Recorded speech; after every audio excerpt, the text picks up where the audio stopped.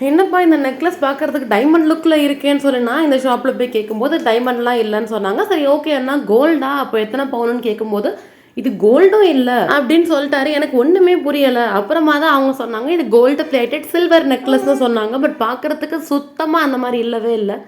நீங்கள் இதை கழுத்தில் வியர் பண்ணீங்கன்னா கண்டிப்பாக பார்க்குறவங்க டைமண்ட் இல்லை கோல்டாக இருந்தான்னு கேட்பாங்க.